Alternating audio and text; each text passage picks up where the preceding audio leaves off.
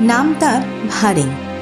পশ্চিম সিকিমের সোরেং সাব ডিভিশনের একেবারে সীমান্তে অবস্থিত অত্যন্ত সুন্দর ছোট্ট একটি পাহাড়ি গ্রাম এই ভারেং, যার খুব কাছেই রয়েছে নেপাল এবং পশ্চিমবঙ্গের সীমারেখা। ছবির মতো সুন্দর ভারেং, যেন প্রকৃতির শিল্পী নিজে হাতে রং তুলি দিয়ে এঁকেছেন এই গ্রামটিকে।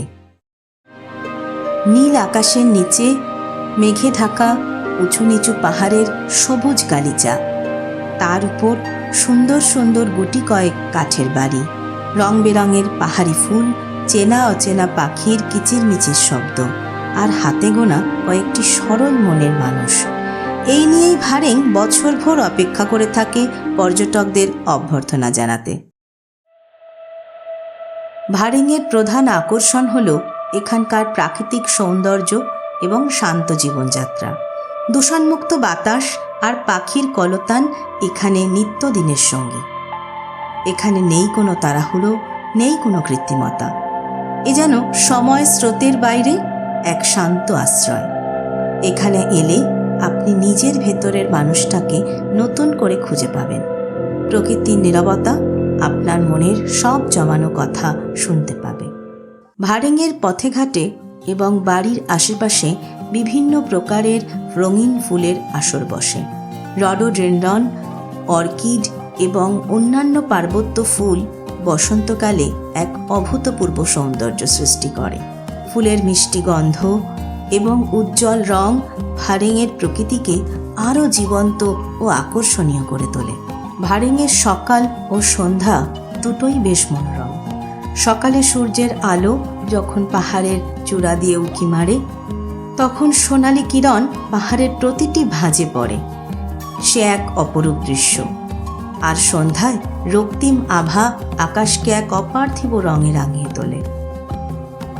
বিদ্যুৎ হয়তো আসে যায়, কিন্তু প্রকৃতির নিজস্ব আলো আঁধারের খেলা এখানে অবিরাম চলতে থাকে।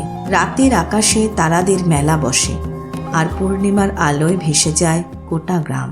ভারেংয়ের মানুষজন অত্যন্ত সরল ও অতিথিপরায়ণ। তাদের জীবনযাত্রা প্রকৃতির সঙ্গে নিবিড়ভাবে যুক্ত।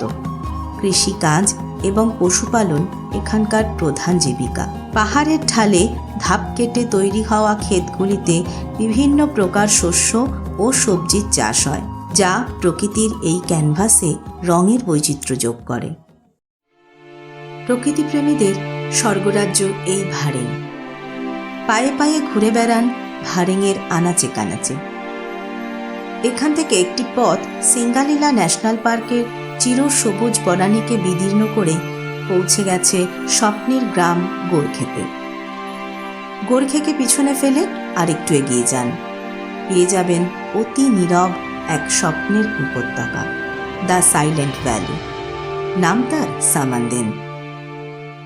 ভারেং থেকে গোরখে বা সামানদিনে ট্রেক করে যাওয়া ছাড়া বিকল্প আর কোনো উপায় নেই। ভারেং থেকে গোরখে সামানদিন ট্রেকের দারুণ দারুণ ভিডিও পরে আসছে।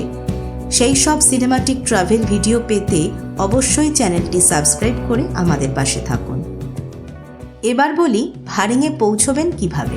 এনজিপি রেলওয়ে স্টেশন থেকে একটা গাড়ি রিজার্ভ করে সহজেই পৌঁছে যাওয়া যায় ভারেংয়ে। এ পথে প্রথমে পড়বে সেবক, তিস্তা বাজার, তিস্তা ব্রিজ, মেলি চেকপোস্ট। খিদে পেয়ে গেলে কোথাও দাঁড়িয়ে ব্রেকফাস্ট সেরে নিন, তারপর আবার রওনা দিন। এরপর জোরথাং ব্রিজ পার করে ঢুকে পড়ুন জোরথাংয়ে। তারপর সোমবাড়িয়া, ওখরে, রিবদি হয়ে ভারেং। পুরো রাস্তাটার দূরত্ব প্রায় 140 কিলোমিটার।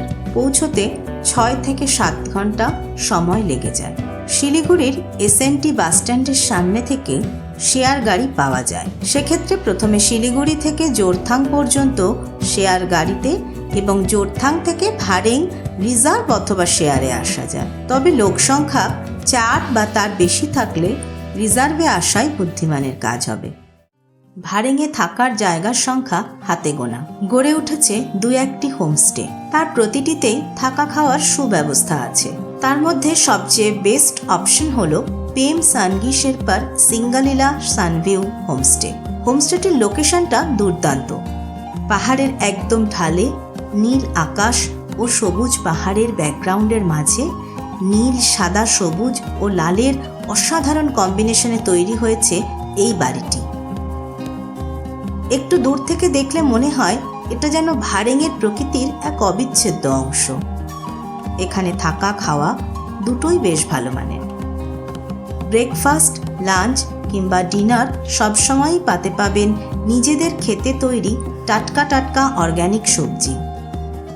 হোমস্টের ওনার প্রেমজি নিজের ক্ষেতের সবজি আমাদের খাওয়াতে কতটা উৎসাহিত তা দেখুন। ভারেঙে আপনি বছরের যে কোনো সময়ই আসতে পারেন, তবে মার্চ এপ্রিলে আসলে পেয়ে যাবেন রডোডেনড্রন সহ বিভিন্ন পাহাড়ি ফুলের সমাহার।